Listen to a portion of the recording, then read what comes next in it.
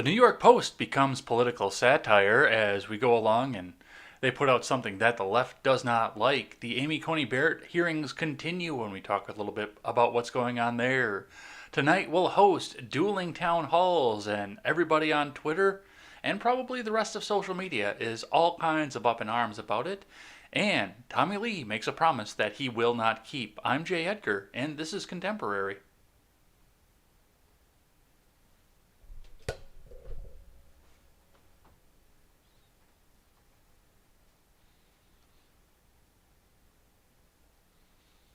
Good morning, folks, and welcome to Contemporary. My name is Jay Edgar, now with a full night's of sleep, which is good because I've got a lot of stuff to talk about here, and I'm just a little bit pissed off here. So hopefully today you will get your best Jay Edgar. Even though I'm running out a little bit late, you will hopefully get some nice hot takes, and Jared Holt will have something that he can clip and put onto Right Wing Watch, and everything is going to be good, I think. But everything's not going to be good in the world here. We've got a bunch of stuff to talk about. But before we get into any of it, head on over to freedomscoop.com. Freedomscoop.com is going to be your one-stop shop for all of your news and commentary needs. We carry great shows such as The Daily Ignoramus. We carry my show, Contemporary. We also carry The Breakdown with Birkenhoff, The Generational Gap, The R-Rated Conservative, and The Freckles and Brit Show. I was on The Generational Gap last night, talking a bit about some stuff that we'll talk during the segment on things that I hate. Because the topic we were discussing on shooting the shit is very, very relevant to what we see with the media and everything else that's going on right now. So come on over there and check us out. Pick up some of our swag and help us support great creators. Looking on to stocks news, the Dow had another low day yesterday. It started up a little bit high, but it fell a little bit low once again because now we're looking at a lot of uncertainty in the news again. Dueling town halls, a Supreme Court hearing that everybody knows what's going to go on, but nobody knows what the reaction is going to be from and what's going to happen from there. Tommy Lee says he's going to leave the U.S., and I guess he's going to take some of his money with him. Who knows? But we've got a bunch of stuff going on with that. Let's see what the investors have to say. From Investors Business Daily to start the day, Dow Jones futures fall fastly. Vertex crash. Tesla tests buy point as stimulus deal doubts hit stock market rally. From Ed Carson, Dow Jones futures fell sharply early Thursday morning with S&P 500 futures and especially NASDAQ futures amid ongoing stimulus doubts, rising coronavirus cases, and some negative news for the techs overall. The stock market rally lost ground Wednesday as Treasury Secretary Steve Mnuchin said a coronavirus stimulus bill is unlikely before Election Day. Fastly stock and Vertex stock plunged overnight. An edge networking leader, Fastly, cut its third quarter revenue guidance, citing weaker demand from top customer TikTok that could weigh on many hot software names, with Datadog, Twilio, and Cloudflare also retreating. Vertex Pharmaceuticals stopped development of a treatment for an inherited protein deficiency that can cause lung and liver disease, citing safety concerns. Arrowhead Pharmaceuticals, which is also working on a similar treatment, soared. Early Thursday, Taiwan Semiconductor Manufacturing reported better than expected third quarter views and raised guidance. The chip foundry's results and outlook may be positive sign for customers such as Apple, Nvidia, AMD, and Qualcomm, but TSM fell slightly before the open. Morgan Stanley beat views on stronger than expected trading activity. During Wednesday's session, a trio of electric car stocks cleared buy points and Tesla moved into buy range. Though it retreated Thursday morning, China electric car makers NIO and XPeng Motors soared above entry points. I wonder if XPeng Motors has anything to do with Xi Jinping, because I know he's got a bunch of X's in his names. I don't know where they are, but he's got a bunch of X's there. Some other breakout attempts fizzled, including Netflix and Tractor Supply. Yeah, Tractor Supply is going to start going down a little bit here because the harvest is over in most of our northern states here, and that's where people are going to be going and buying stuff for their tractors and the rest of their farm because they don't just do tractors there. All right, on the futures, Dow futures fell 1.1% versus fair value. S&P 500 futures sank 1.2%. NASDAQ 100 futures retreated 1.6%. So we're going to start off on the down, unfortunately. In addition to stimulus and coronavirus concerns and the Fastly-led retreat in certain software names, Goldman Sachs downgraded tech stocks overall to neutral.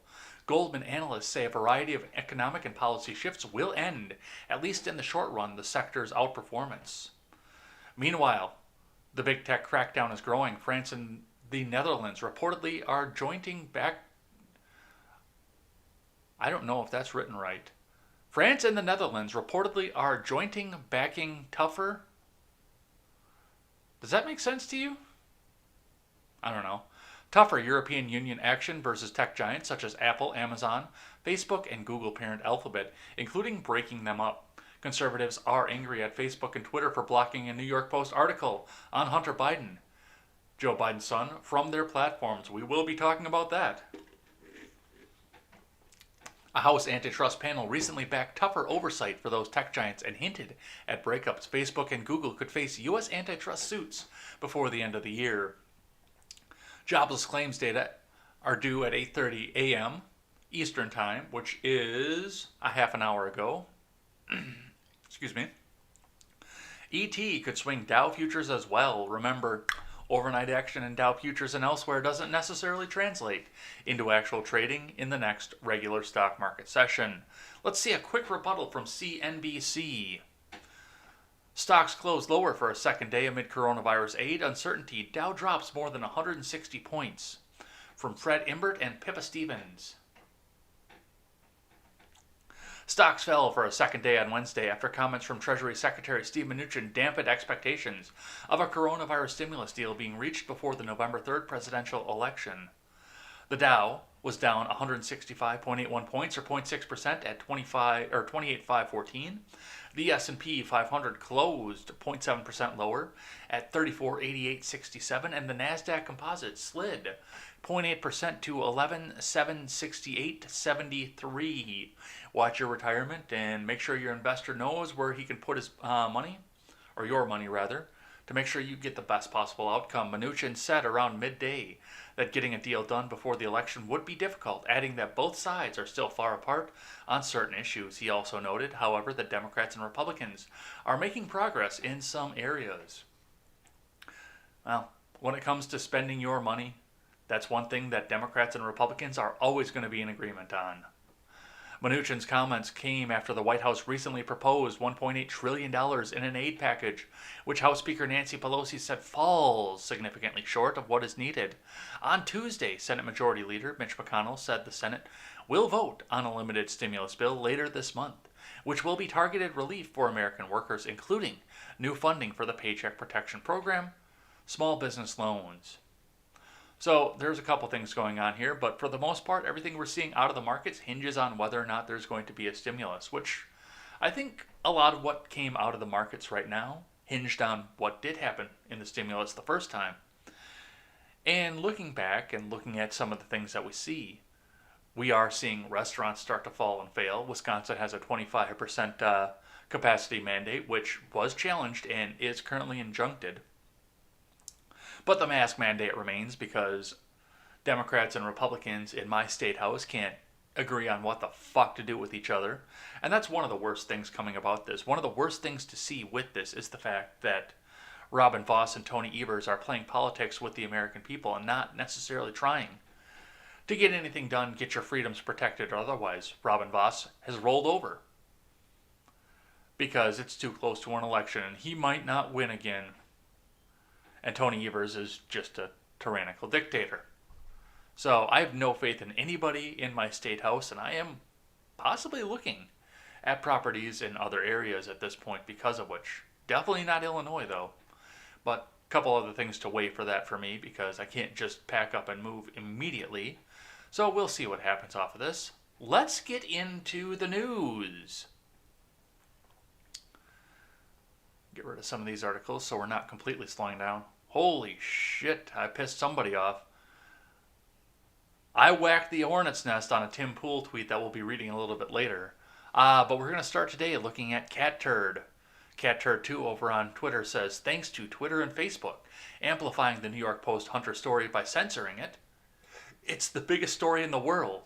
And it's all anyone is talking about today, which is probably accurate given the fact that it was generally lackluster with all the tech issues and everything that went on with the Amy Coney Barrett hearings yesterday. That hearing was generally lackluster, and she was right on point. They couldn't get any more gotcha moments. She was very, very, very alert to what they were going to try and do yesterday. And we will start today reading from Business Insider. New York Post employees are attacking Facebook and Twitter for slowing the spread of their Hunter Biden story, calling the companies propaganda machines. So we read the Hunter Biden story yesterday. I didn't use the New York Post. We actually read that from, was it the Daily Wire or the Blaze? It was the Daily Wire. I didn't use any Blaze articles yesterday. So we read from the Daily Wire yesterday about this story, and by the time I got to work, people were out there saying that the New York Post is equivalent to the National Enquirer, and nobody should be taking it seriously. Mind you, this is an almost 150-year-old publication, the New York Post. And it does hit green check verification. I use NewsGuard. New York Post is acceptable on NewsGuard, so I don't know what the fuck their problem was, but they definitely want New York Post to be cited as propaganda. Let's read from Ashley Coleman. New York Post employees are accusing Facebook and Twitter of censorship after the two platforms took action Wednesday to limit the distribution of the right-leaning tabloids. Fuck. Right there, tabloid. Fuck you. Story on Hunter Biden. The Post purported to show a smoking gun email of Hunter Biden communicating with an official at Burisma, a Ukrainian national gas company, while his father Joe Biden was vice president. However, the story is riddled with holes and red flags, and questions are being raised about the claims in the report and how the Post got the information. Twitter responded by stopping users from posting links to the article, saying that the story may violate its policy against publishing hacked materials. Facebook, meanwhile, retooled its algorithm to make sure the story does not appear at the top of users' news feeds, while the claims in the story are fact-checked. You know what? And Tim Pool has something a little bit further down here we'll talk about. That's the one that I whacked the hornet's nest on. Tim Pool has got another story, or he's got a tweet out saying, why did we never verify the Trump tax return story? Which is a good and fair question. Absolutely is. Because that story got moved out of the news before anybody could verify it. Which we'll talk about in a bit here. Post employees quickly responded, accusing both companies of liberal bias. Fact check true. This is a big tech information coup. This is digital civil war. I, an editor at the New York Post, one of the nation's largest papers in circulation, can't post one of our own stories that details corruption by a major party presidential candidate, Biden. Facebook and Twitter are not media platforms. They're propaganda machines, the Post editorial board wrote Wednesday. The board said it was hypocritical for the media companies to take action on the story, when the New York Times didn't face similar skepticism for its report on Trump's tax returns. Boom, just like I said. The board also accused Facebook of having a political bias, since Facebook executives who announced the decision policy communications director Andy Stone has worked for Democrats in the past. Move a little bit forward here, getting used to a new chair, so hopefully this will take care of some of the neck and back problems that I've been having. I hope everybody likes it. It was free. They were upgrading at work, and this one is actually still in good condition. Post columnist Miranda Devine echoed the arguments of the editorial board in her op-ed, saying that Facebook and Twitter showed themselves to be corruptly partisan by only suppressing information that reflects badly on the Biden campaign. Yeah, I've seen a lot of that too, and that is, we can't really make a comparison between the two, because by this point in the Trump tax return story, they were already on to a new thing. That tax return story did what it was intended to do. They didn't expect that to last very long, and I pointed that out the very next day. When they put the Trump tax return story out, people started looking at how much they paid in taxes because what's the word I'm looking for? It starts with an N. The narrative, that's it. Because the narrative was out there talking about the fact that Trump had only paid $750 in taxes, which wasn't necessarily true. It wound up being his pay-in amount. Like I paid $53 in taxes this year, even though I paid considerably more than that. That was the pay-in amount that I had.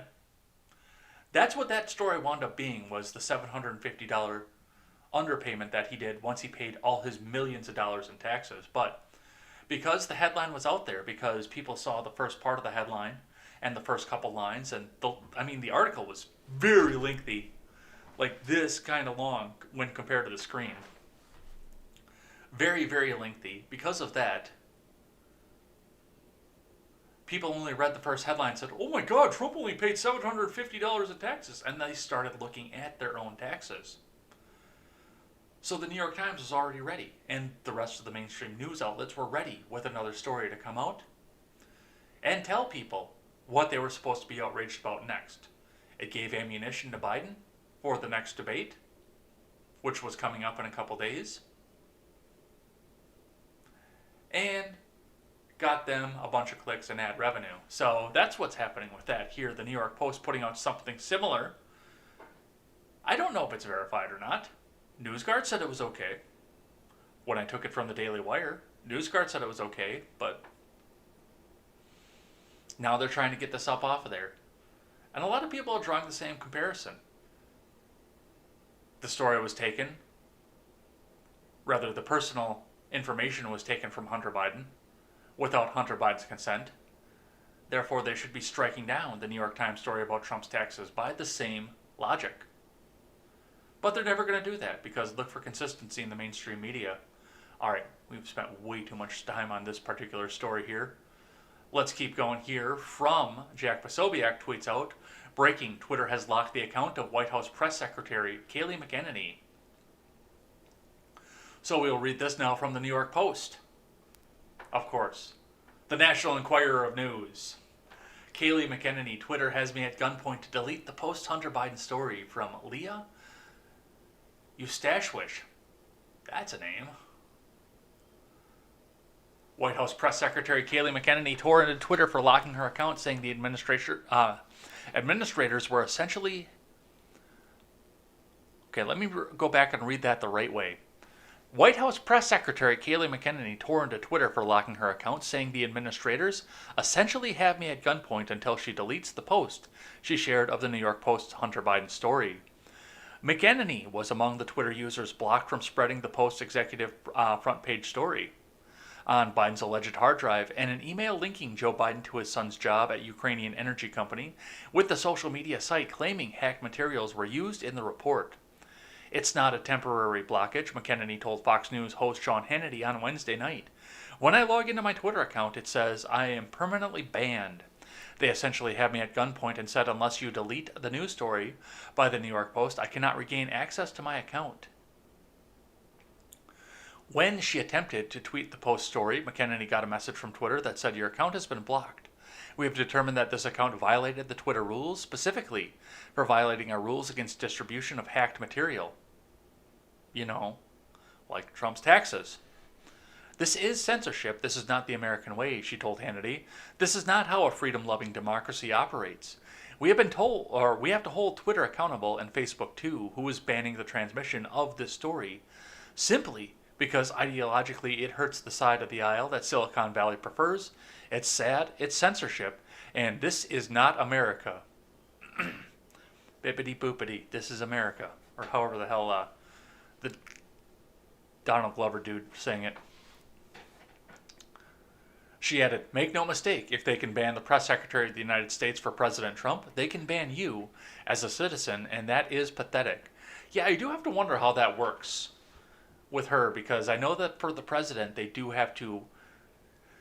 like they have to leave the tweet up, but they have to put it behind 25 different walls, so you have to click 75 times in order to see the tweet if it's something that they determined is outside of their rules of conduct for the president. I wonder how that works for the press secretary, because I feel like that should probably fall under the same category, but, you know, it's a private company and they can do what they want, so something to see and something to see as we go forward and what happens with this. Let's keep going. From the Daily Wire, not great. Twitter CEO Jack Dorsey responds to New York Post censorship backlash. Unacceptable, from John Brown. Twitter CEO Jack Dorsey admitted communication about his company's response was not great after they stoked a firestorm of backlash for censoring a New York Post story unflattering to Democratic nominee Joe Biden. Twitter disabled the link to a New York Post exclusive that alleged Hunter Biden introduced his father to a Burisma executive a year before the former vice president pushed Ukraine to fire its top prosecutor, who was investigating the energy company. The story called into question Joe Biden's insistence that he knew nothing about his son's foreign business dealings. Users who attempted to tweet out the story were met with a message that read, "We can't complete this request because the link has been identified by Twitter or our partners as being potentially harmful."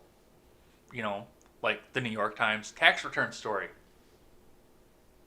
Visit our help center to learn more. Users who clicked the link were taken to a page that blocked them from reading the article, claiming, "Warning, this link may be unsafe." By the way, they are not blocking the Blaze or Daily Wire article. I know, I tried. And I've got a lot of actual good interaction from that. Twitter went so far as to lock the accounts of some users who disseminated the story, such as White House Press Secretary Kayleigh McEnany and the New York Post itself. Dorsey wrote, "Our communication around our actions on the New York Post article was not great, and we're looking into that. And blocking the URL via tweet or DM with zero context as to why we're blocking? Unacceptable. Tim, that's a problem, and we're looking into that." Dorsey's tweet was quote tweeted of the official Twitter safety accounts, more in-depth explanation for what took place. "We want to provide as much needed clarity around the actions we've taken with respect to the two New York Post articles that were first tweeted this morning," Twitter said in part. Going on to claim the New York Post story had violated its hacked materials policy, Twitter added they should provide additional clarity and context when preventing the tweeting or DMing of URLs that violate our policies. Once again, you can definitely throw the Daily Wire article out there. Don't try and throw an archived article out there because I know Twitter's also blocking archive.today. They're blocking BitChute links, so you can't really do that either. There are a bunch of other things that they're blocking and making sure that you can't see, but especially this New York Post article. Something definitely to watch for. Many responded to Dorsey's tweet with ridicule, perhaps the most notably from Senator Josh Hawley, who called it insulting and threatening to haul both Dorsey and Facebook CEO Mark Zuckerberg before Congress. Again, Facebook also suppressed the ability of its users to access the story. "This is not nearly good enough," Hawley responded. "In fact, it's a joke. It's downright insulting. I will ask you and Facebook to give an explanation under oath to the Senate subcommittee chair. These are potential violations of election law, and that's a crime." Yeah, they actually, I could see that. I don't know enough about election law to say, yes, it absolutely is, but given what they've done with other parts of election law, yes, I could see that. "Tim, that's a problem, and we're looking into that." All right, that's what we have up off of this. Thanks to all the news articles, and thanks to Twitter for conveniently not suppressing the Daily Wire and the Blaze. Let's keep going. Oh my God. 10 notifications off a Tim Pool tweet early in the morning. I bet you there are some people pissed off. All right, let's keep going here. From United for the People over on Twitter says, "Guess who arranged this entire town hall together for Trump? The political director for NBC News, Chuck Todd. Hashtag boycott NBC, hashtag boycott MSNBC." Yeah, the progressive people in the world are going to boycott MSNBC. Are you fucking crazy? That's their religious dogma. That's their church, is MSNBC. And then also, hashtag fire Chuck Todd. So let's see what's going on with this story. From HITC, I'm sorry, which is Green Check Verified. I learned that today. Why is fire Chuck Todd trending on Twitter? NBC's Donald Trump drama explained, from Kate Fowler. Last night, fire Chuck Todd was trending in angry fashion on Twitter. Users were calling for a boycott, upset with NBC's latest move in their coverage of the presidential elections. Chuck Todd is an American journalist and the political director of NBC, which is what has him in trouble with Twitter at the moment. This all started rather innocently. Joe Biden was set to participate in ABC News town hall in Philadelphia, but now President Trump has decided he will also participate in an NBC News town hall in Miami at the same time. For those not familiar, town halls allow a presidential candidate to answer questions by undecided. That's what we're seeing. I think my webcam locked up. Well, that's lame. Let's see if we can go fix this and do this on some duct tape production here.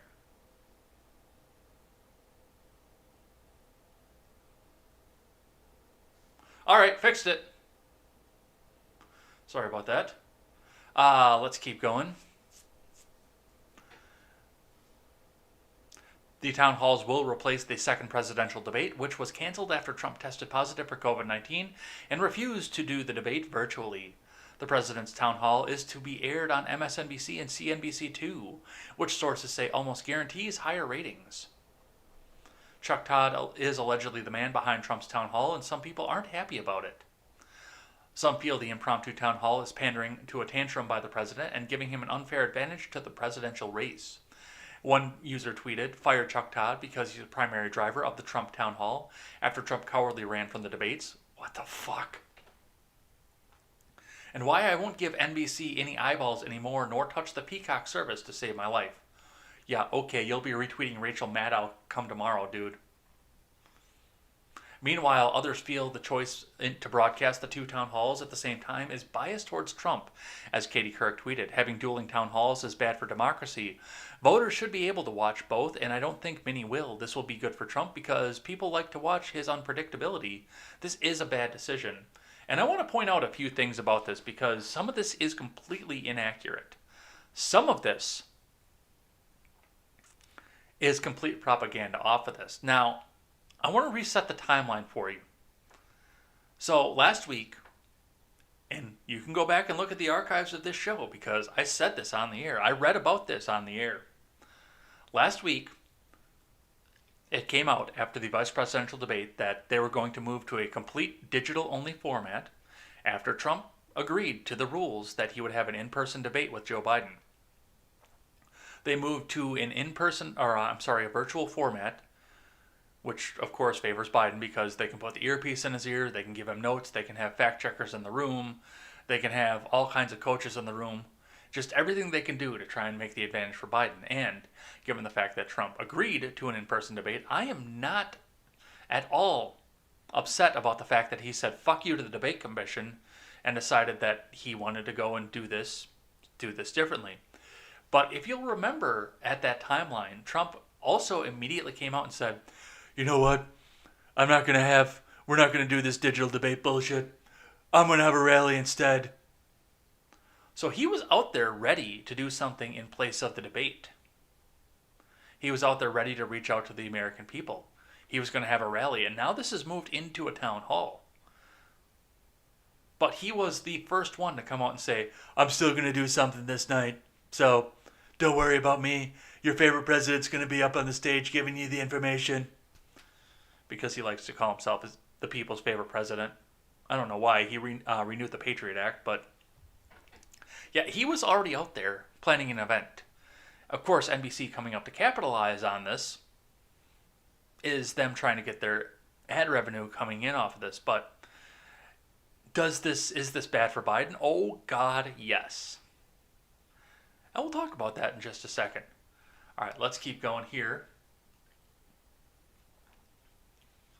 From George Takei, kind of going into what Katie Couric said. Don't watch the Trump town hall tomorrow on NBC. Catch the highlights later. Don't give Trump a ratings win. Pass it on. Oh my. All right, from The Hill. Dueling town halls represent President high Trump stakes and for Democratic Trump from presidential Max nominee Greenwood, Joe and this Biden kinda will goes compete for into the what I attention was of just saying Americans on off of this. Thursday night. In dueling President Trump and televised town Democratic halls, presidential the nominee Joe competing town Biden halls will will be compete held in for lieu the of the attention second of millions presidential of debate, Americans on which was Thursday scrapped night last in week after dueling Trump televised town objected to halls, with plans Trump to hold the event representing one of his virtually few amid remaining concerns about the opportunities to coronavirus make his case to pandemic voters and the ahead of president's Election personal Day. battle with The competing town COVID-19. halls will be Biden will held in appear lieu at of the an second ABC presidential News debate, town hall while which was Trump is scrapped set last to week after Trump participate in a objected town to hall plans hosted by put in NBC place over News. concerns Both about the events are coronavirus scheduled to pandemic start and at the 8 president's p.m., personal battle meaning with that both COVID-19 candidates will compete to for the hold the same event audience. virtually. Biden will appear at an ABC News town hall. So it was controversial, actually, even to report out this piece because, I mean, truly, and you got a lot of pushback for this idea that Trump actually did say some sort of economically left or populist things on the campaign trail, and he ended up not following through with them in office. Just take us through the thesis of the piece and what you kind of uncovered here. Yeah, well, I think this was something I was intrigued by when Trump was a candidate, when a lot of us sort of took perverse pleasure in seeing him sort of destroy some of the sacred cows of the Republican Party, in seeing him mock the corrupt campaign finance system, promise to defend Social Security, Medicare, and Medicaid in a way that actually put Democrats to some degree on the defensive because Barack Obama himself had pursued cuts to some of those benefits. And of course on trade, where organized labor for decades had been pleading with the Democratic Party, Democratic presidents to... Sorry about that, guys. I completely forgot that I had that up. Sorry about that.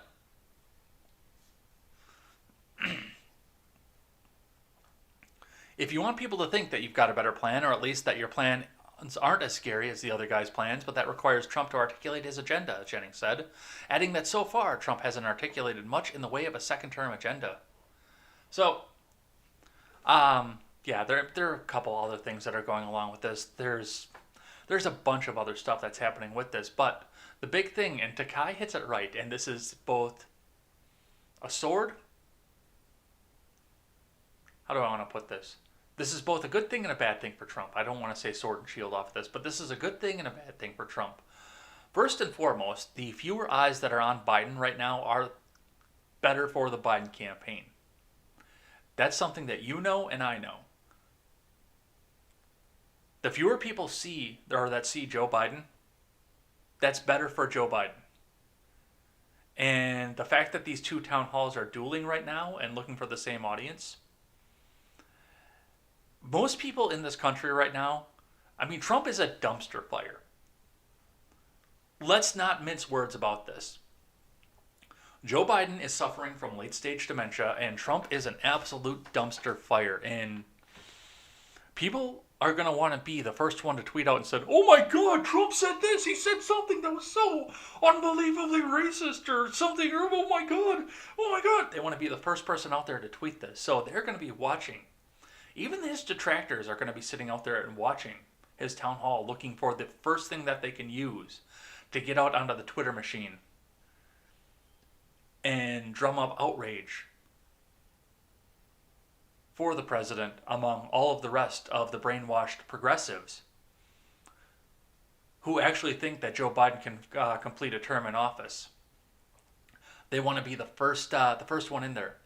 The ratings for the Trump town hall are going to spank the Biden town hall, because you have hashtag MAGA Twitter, which is going to be waiting for bated breath to know what the next thing that they're supposed to believe is to come from the president. And you have the progressive brainwashed camp that wants to be the first one out there to tweet what Trump said so they can get the outrage clicks coming up on their Twitter and on their Facebook and on their Instagram or whatever other social media that they use. Biden is going to get spanked. But, once again, the fewer eyes that are sitting on President Trump, the fewer eyes that are sitting on Vice President Biden, the better it's going to be for Biden, because he can come out here and say, man, the thing, and nobody's going to see it. I do think that this is something that they put up there because it's going to stroke Trump's ego. It's going to get all the eyes off of Biden. And NBC is running interference for Biden so that he doesn't get up there and say stupid shit. Which he's going to do. He's going to say stupid shit. and nobody's going to see it. All right, let's keep going.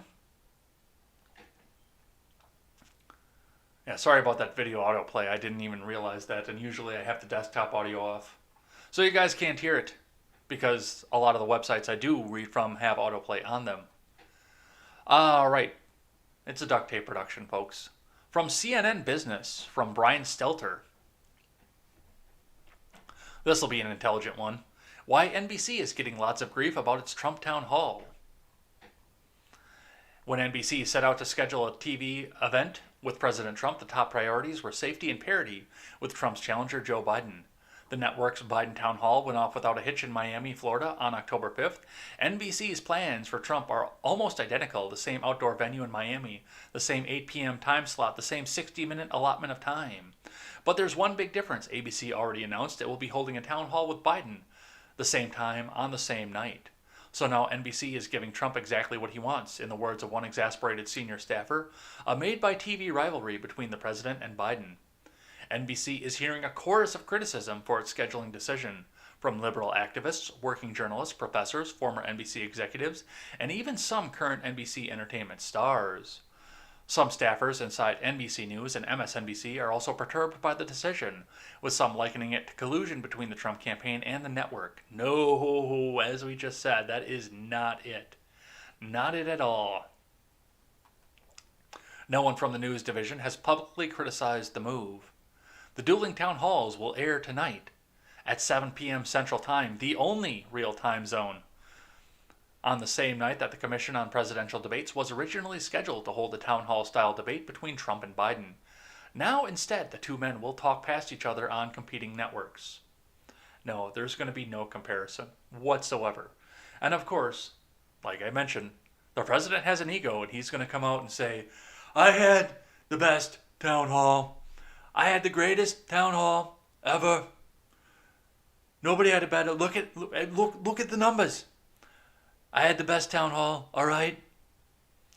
Sleepy Joe didn't have any kind of town hall. Nobody watched it. They all watched me. And whatever stupid shit Biden set up on the stage will be forgotten into the annals of history. Let's keep going. From Fox News, Amy Coney Barrett tells Democratic Senator, I hope you aren't suggesting I don't have my own mind. Because there was a hearing yesterday and everybody forgot about it. I listened to it. From Marissa Schultz, Amy Coney Barrett is staked out on Wednesday her judicial independence, even from her mentor, during another day of intense questioning on Capitol Hill. It wasn't that intense. It was a bunch of campaign ads, that's all it was, where she tried to assure senators she would be an impartial jurist who would weigh opposing views fairly. President Trump's Supreme Court nominee already distanced herself from Trump's tweets on Tuesday, arguing she would be nobody's pawn, but on Wednesday, Barrett also distinguished herself from Justice Antonin Scalia, the late conservative icon for whom Barrett clerked. Since Barrett admittedly subscribes to the same originalist judicial philosophy that Scalia championed, Democrats claim that Scalia's past votes on Obamacare, gay marriage, and the Voting Rights Act would be hers too. But under questioning from Senator Chris Coons, Barrett told Senator it's unfair to expect that she would decide a case just as her mentor had done. I hope that you aren't suggesting I don't have my own mind, Barrett said, or that I couldn't think independently, or that I would just decide, like, let me see what Justice Scalia has said about this in the past. I assure you I have my own mind. And then Barrett went back and prepared dinner for her husband so that he could be well prepared and well fed while she went back to D.C. to overturn Roe v. Wade. That was still a funny headline from the Babylon Bee.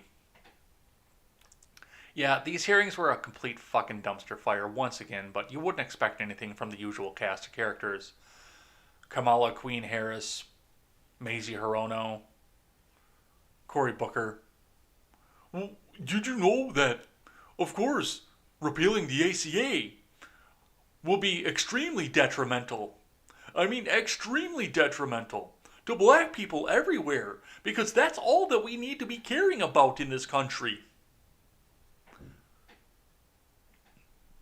I do have to wonder if Cory Booker took acting lessons from William Shatner and the Shatner School of Overacting.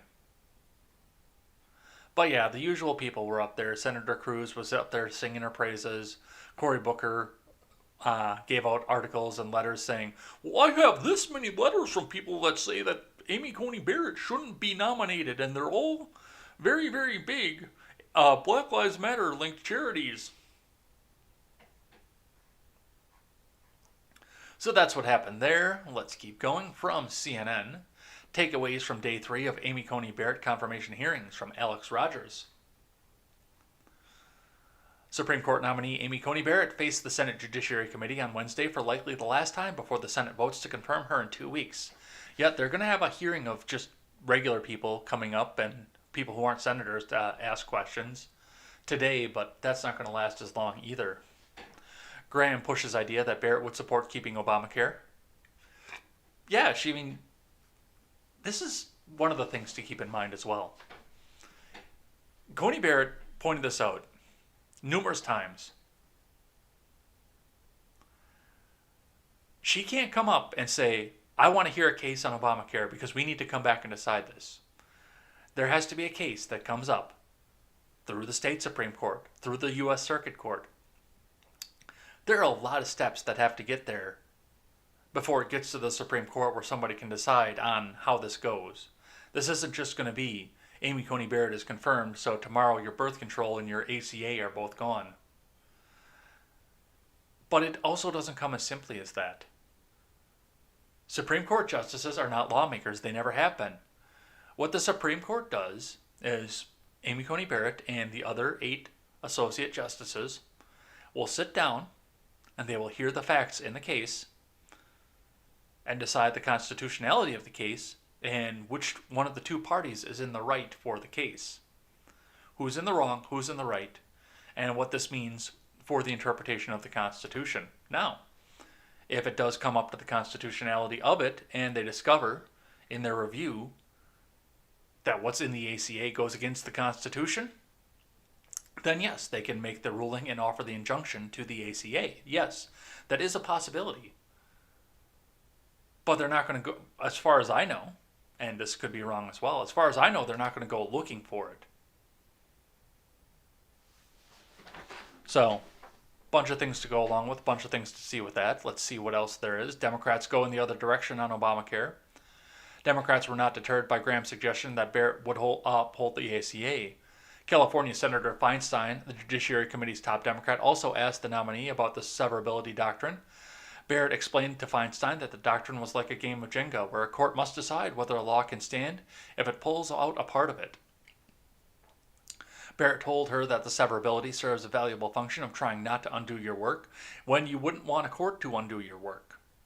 Vermont Democratic Senator Patrick Leahy said that Barrett had not written or spoken in defense of the ACA, but had publicly criticized the court and Chief Justice Roberts for voting to uphold the sections of it.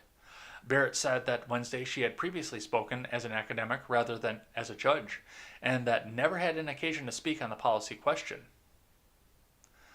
Barrett said no one is above the law, but declines to say whether Trump can pardon himself once again.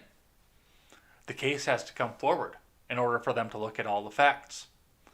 Barrett says case finding constitutional right to contraceptives is very, very, very, very, very unlikely to go anywhere, because that shouldn't be done at a federal level anyway. Kamala Harris presses Barrett on voting rights, workers' rights, and climate change. California Senator Kamala Harris, the Democratic vice presidential nominee, asked Barrett about Shelby County versus Holder, which allowed some jurisdictions with a history of voter suppression to escape additional federal scrutiny under the 1965 Voting Rights Act. Harris said at least 23 states have passed restrictive voting laws since the Supreme Court decided the case in 2013. She then asked whether Barrett agreed with Chief Justice Roberts, who wrote in the opinion that voting discrimination still exists and no one doubts that. Barrett said that she would not express an opinion on a potential litigation before the court. And that is important right there, because they're trying to get her to pre-decide how she's going to rule on certain cases. They're trying to get her to agree to vote one way or another on a case if it comes forward to her. And that's been the big thing. And as far as Shelby County versus Holder, the Supreme Court can weigh in on the constitutionality of certain things when it goes along with what's in the articles and what's in the amendments. and how the state laws handle all of that. However, just like the legislature with voter ID or banning voter ID, and just like the presidency with executive order on voter ID, polling places, or banning voter ID, whatever the way it is, have no standing in how a state-run election is done. It is pointed right in Article 2, Section 1 of the Constitution. The states shall hold the election, and the states mandate how the rules of the election go. I don't have the exact quote up in front of me here, but it is the state's responsibility to run an election. The federal government is not allowed to interfere with how a state decides that they want to run an election. That's unconstitutional. So, a couple things to go with that there, especially with Shelby County versus Holder. You would have to have an amendment to get that changed. And I don't think that they're in the business of getting an amendment through. All right, Republicans confident that Barrett will be confirmed. Yeah, I'm pretty sure that she's going to be confirmed at this point. So, that's what we'll see with that. Let's see here from the Daily Wire. Democrats panic that Amy Coney Barrett hearings could deter women from using birth control. From Emily Zanotti, this will be interesting. Unable to muster enough concern among constituents with questions on abortion, same-sex marriage, and sexual assault, Democrats focused Wednesday on grilling Judge Amy Coney Barrett about her feelings on birth control and specifically the 1965 Supreme Court case Griswold versus Connecticut, where the court found a right to privacy in the Constitution's Bill of Rights for a couple seeking to use birth control. Senator Blumenthal laid into Barrett on the subject Wednesday afternoon, voicing concerns that women who are watching Barrett's Supreme Court nomination hearings could be deterred from using birth control over fears that Barrett might use her position on the court to outlaw contraception, which she can't, because that's not the job of the court. Barrett says she's able to express her opinion on Browd versus the Board of Education because she has made past comments about it. But Griswold, she stays away from giving a legal position, Fox News reported on the live blog of the event. Blumenthal asking Barrett about her not giving an opinion on Griswold, which legalized contraception, suggested people may be deterred from using birth control. If you want to keep in mind how many people are listening and watching, because they may take a message from what you say, they may see what you say and be deterred from using contraceptives or feel a fear that it could be banned, Blumenthal said.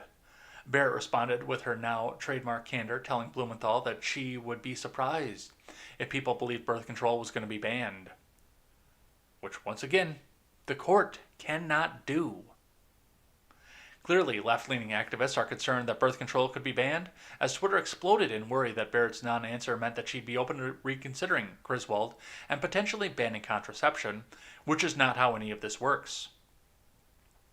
So, say Griswold comes back up for review, and they find that it is unconstitutional, which I've never read Griswold, but from what's been laid out in front of me at this point, it probably is. It probably is unconstitutional. But say this comes out and the Supreme Court decides that it's unconstitutional. That doesn't ban birth control.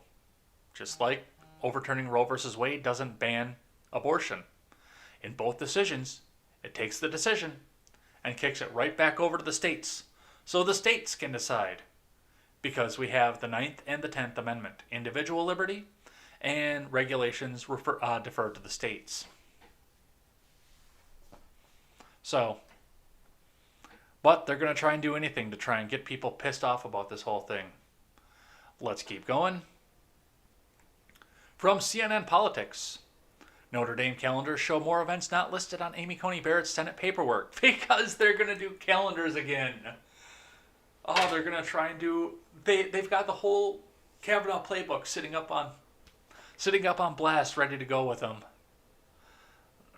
This is from Andrew Kaczynski and M. Steck. Public calendars from the University of Notre Dame's Law School show at least 7 additional talks not listed on Judge Amy Coney Barrett's Senate paperwork, including one with the school's anti-abortion group. According to CNN K-File Review, Barrett, whose Supreme Court confirmation hearing to succeed the late Justice Ruth Bader Ginsburg is underway, is listing participating in the newly discovered talks from 2004 to 2013. The calendars list her as participating in a panel on religion in the public square, a speech to a student religious society, a talk with the law school's anti-abortion group, a roundtable on the Constitution, a faculty colloquium, a student scholarship symposium, and an event sponsored by Notre Dame's Women's Legal Forum. And they had to do an event at this one because they ran out of synonyms for panels. All of Barrett's events were listed on public calendars from Notre Dame, which CNN's K-File accessed on the Internet Archive's Wayback Machine and on Notre Dame's website. Barrett is required to disclose to the Senate Judiciary Committee all public talks she has given in her professional career. According to a committee staffer, similar types of events were disclosed on the paperwork she submitted. Barrett has already faced questions over initially failing to disclose some talks she gave, while a law professor at Notre Dame, CNN's K-File reported last week that Barrett initially did not disclose 2 talks she gave in 2013, hosted by 2 anti-abortion student groups on paperwork provided to the Senate. Barrett's initial failure to disclose these 2 events and subsequent talks found by CNN's K-File raised questions about whether the questionnaire is a complete overview of her talks as a law professor and whether she could face any consequences from the committee. Do you guys think this is going anywhere? Because I don't think this is going anywhere. And if it is, the Senate's just going to change the rules to suit their needs, because that's what they always do every single time. All right, I've got another one here from our favorite source, because it gets me change my voice once again, and that is from NPR, because they talk like this over there. And we've got drivers that watch the show, and I don't want them to drive off the road. That's why I don't read this like this, and that's why I don't work over at NPR, because I would hate it if my voice put people to sleep like this. All right, from Brian Naylor, outside witnesses testifying in final day of Amy Coney Barrett's confirmation hearing. This is scheduled to be the last day of Judge ACB's Senate confirmation hearings, and after 2 days of questioning Barrett, senators will turn to character witnesses and those who are concerned about her likely elevation to the Supreme Court. Barrett will not be present. Oh, good, so they can slander her right behind her back. Republicans will be calling on Amanda Rao Berry, a former law clerk for Barrett on the 7th Court of Appeals. Laura Wolk, the first blind woman to clerk on the U.S. Supreme Court, who has called Barrett her mentor. They will also hear from former appeals court judge Thomas Griffith, whose retirement earlier this year caused controversy when a liberal group alleged he stepped down from the bench to allow President Trump to appoint a replacement before the election. Democrats have invited several advocates to speak. They include Stacey Staggs, the mother of 7-year-old twins, who, according to a statement released by Ranking Judiciary Committee member Dianne Feinstein, will discuss the devastating effects of her family if the Supreme Court overturns the ACA, and Crystal Good, who fought for her right to obtain an abortion at age 16. So, I will be listening to these hearings. I don't anticipate there being a lot of news from this. So I don't know if we'll talk about this tomorrow or not, but I wanted the information out there so you guys can go out and check it out and see what's actually going to happen from this. From the Hill, Tommy Lee says he'll leave the U.S. if Trump wins, from Jody Kurtz. Rocker Tommy Lee is vowing to leave the U.S. if President Trump wins re-election. Dude, I swear to God that if it happens, then I'm coming over to visit the U.K., Lee said in an interview published this week in The Big Issue. I'm out of here. I'll go back to my motherland. I'll go back to Greece and get a house on one of the islands. Lee, who was born in Athens and raised in California, added. The 58-year-old Motley Crue drummer told the magazine that having the former Celebrity Apprentice star as commander-in-chief makes the U.S. embarrassing for the rest of the world. And like I said yesterday, the U.S. stopped giving a fuck what the rest of the world thought in 1776. We hold these truths to be self-evident. I feel like the people in Europe and the rest of the world look at America and think, what the fuck are you guys doing over there? He said, knowing full well what the American people think about several sovereign nations coming together and form a union with a common currency. Lee said, stop voting for celebrities and get someone real to run the country. Okay, that's enough of that. So, yeah, Lee's going to leave. What has Tommy Lee done since Pamela Anderson that's been of note? I do have to ask that. Why does anybody care? I mean, he's a great drummer. Don't get me wrong. Motley Crue is an awesome band. I love to listen to him, but I don't need a political lesson from a dude who was relatively unknown until his penis came out on a leaked video. He wasn't anything but the drummer for Motley Crue. The almost unnamed drummer for Motley Crue until he plowed Pamela Anderson and videotaped it.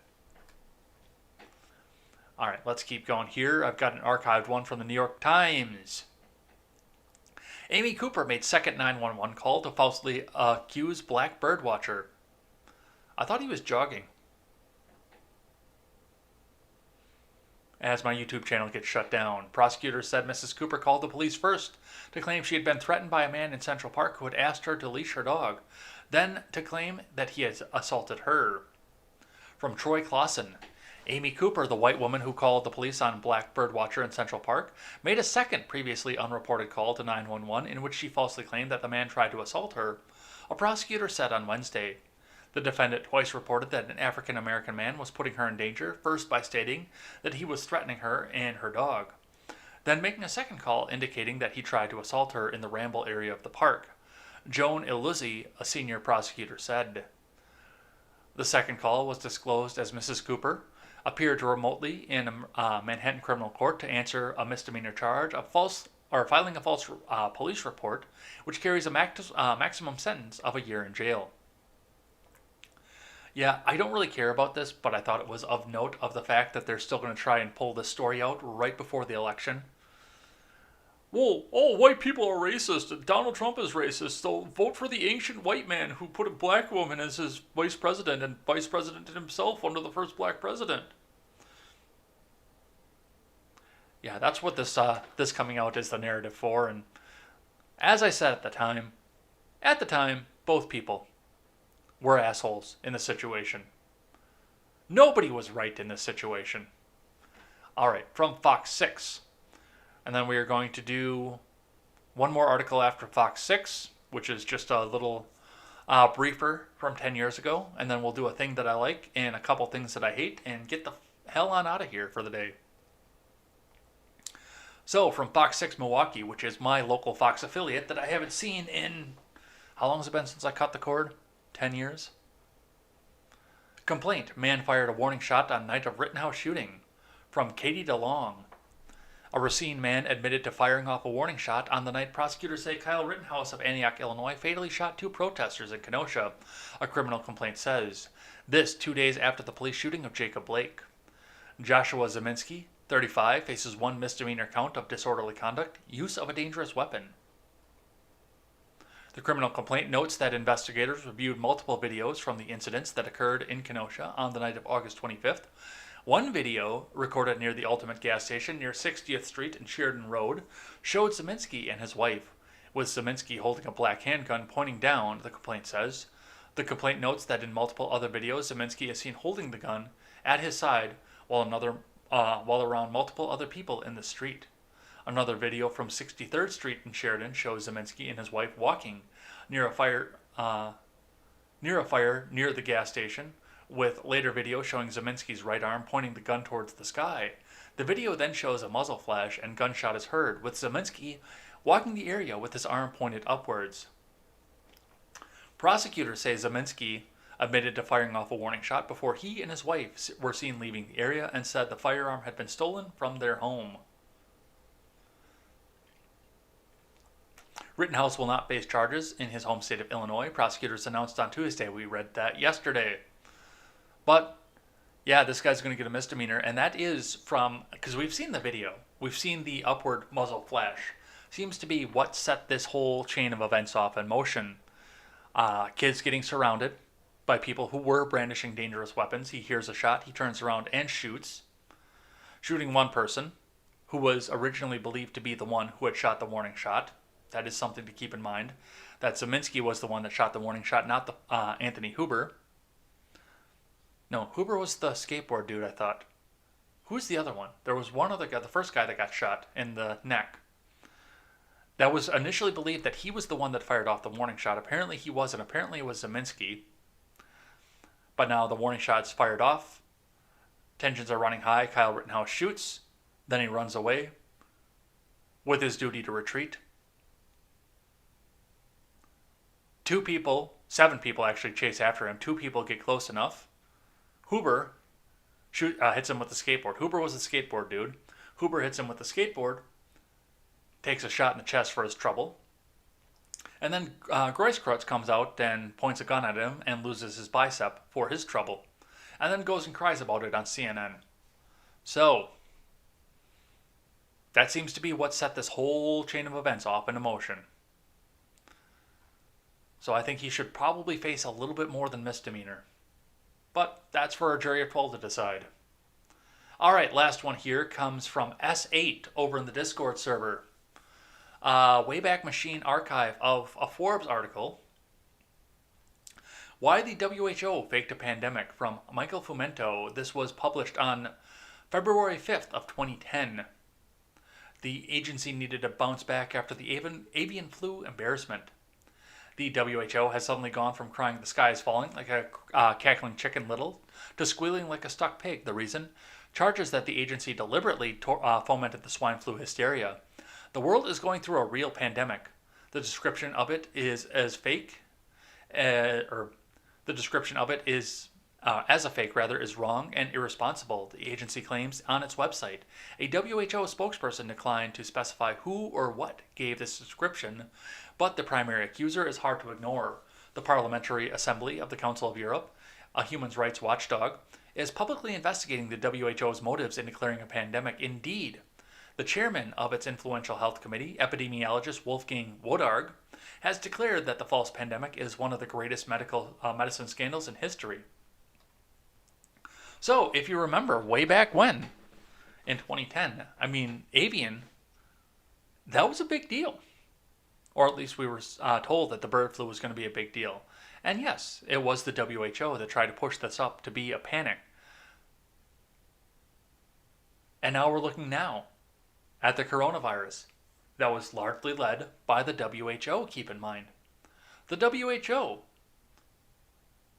was the one that told us that you need to wear the face mask and that you don't need to wear the face mask and that you can spread and then you can't spread. And we're supposed to sit down and listen to them unequivocally. And if you try to say something that challenges them, Twitter will shut you down. And yet, back in 2010 already, they were doing the same playbook, trying to play up a disease that really wasn't that severe to begin with, to try and get people to panic. Except now, the Messiah is not in the White House. So, something interesting. It is in the Discord server, and I'm going to tweet this one back out on Twitter. No, I can't because it's Wayback Machine. And I can't tweet this out. Well, it's in the Discord anyway. Get this out shared because, yes, let's remember that this happened 10 years ago. And nobody held them account to it. And now they are the leading authority in everything left-wing. All right, let's do a thing that I like and a thing that I hate and head on out of here. All right, thing that I like this weekend.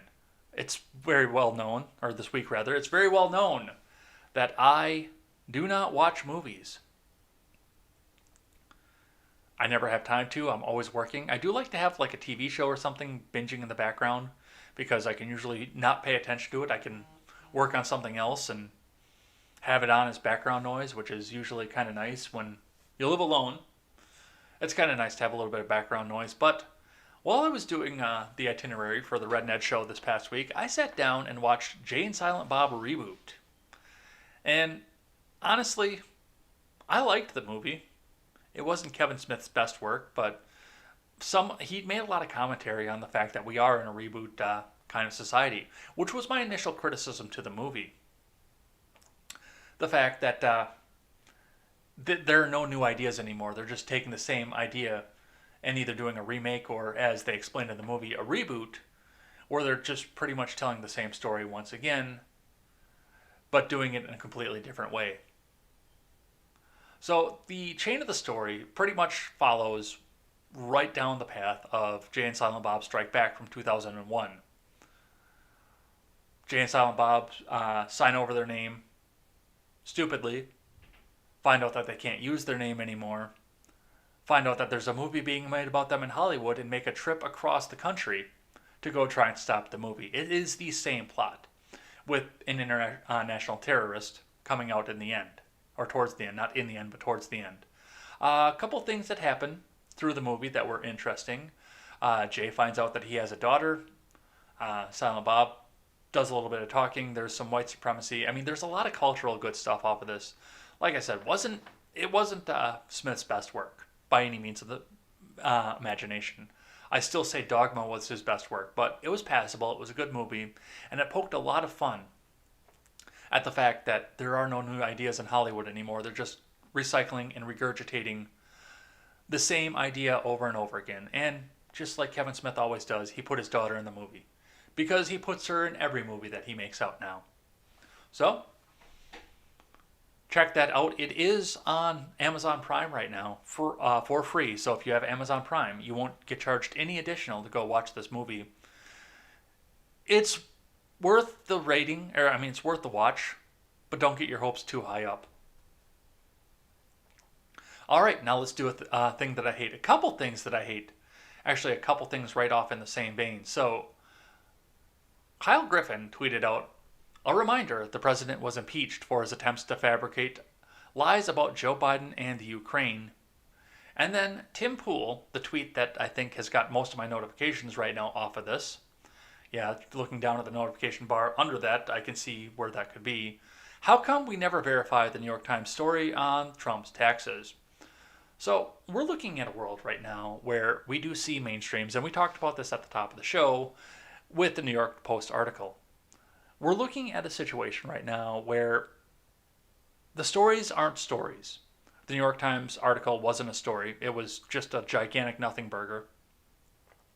The New York Post story is likely not going to go anywhere because of the way the mainstream media is going to cover it, but they're pushing the narrative to be whatever it is that you want it to be, hoping and praying that most people won't go out and look and find independent media verification for any of this, which is part of the reason that I do this show. Even though I have a very small audience right now, I still get up every morning and do this show because I want to get people out there and thinking about things and going back and thinking about things as well. And Tim Pool does the same thing. Even though I'm pissed at him right now over the fact that, well, I can't have anybody in my studio right now because nobody will come over here. We won't do any remote interviews, so I can't get any lefties on my show. Dude, Elaine and I have never been in the same state at the same time as far as I know. And we still manage. And you have thousands of dollars that you can put into equipment. I can figure out how to do this for you for $20 and have your studio and have everything work the way that you want it to work for $20. You have thousands of dollars at your disposal. Don't tell me you can't do that. But staying on topic with this, the thing that I hate off of the fact that is, and we talked about this. I talked about this with Robert last night on the Generational Gap as well. I mean, there's a good and a bad to having social media out there and talking about this because we have the opportunity to not have our news sanitized by the big three networks. We can get out there. We can have Owen Benjamin throw complete and utter conspiracy theories off on Instagram. You can have me read news articles and try and link them back to other news articles that you were supposed to have forgotten already.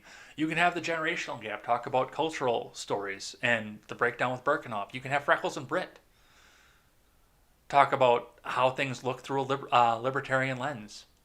We have so much out there for social media, but the other side of it is without things being sanitized by the mainstream media, social media can be a dangerous tool as well. And that's going to make pawns out of more people. We never verified the New York Times story because it got pushed out of the news right away. But the information was out there, and now people can go onto Twitter every day and say, $750 is all the president paid in taxes, even though that wasn't true. The coronavirus pandemic is largely come about in its current iteration because the news came out and told us what we were supposed to be afraid of.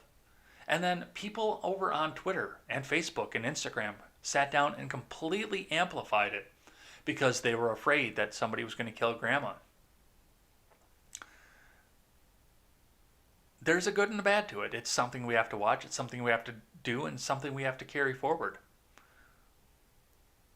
But the thing that I hate is the fact that some of these people, especially like Kyle Griffin, want you to remember a certain part of the narrative and think about it, and people will just jump up and glom onto it because that's what they were told to do. Social media was supposed to free us and help us think for ourselves, and unfortunately, it has done nothing but breed another generation of sheep who just do what they're told and believe whatever they want to believe. And that's going to be it for the day. So, we will be back here tomorrow with more contemporary for sure. As for tonight, I'm not sure what I'm going to do because the town hall is happening right as soon as I get done with work. So I don't know if I'm going to be able to stream that or not. Or if I'm going to go out and start my new video game today that I'm going to be playing with you guys. I don't know what I'm going to do yet at this point. But we will see, and we will pay attention to that and watch the Twitter, of course, for updates as we go along. Either way, I think I'm going to see you guys tonight. I hope I will see you guys tonight for either video games or Trump Town Hall. One of the two. Otherwise, we will be back here tomorrow with more contemporary. Until then, I'm Jay Edgar, and this is Contemporary.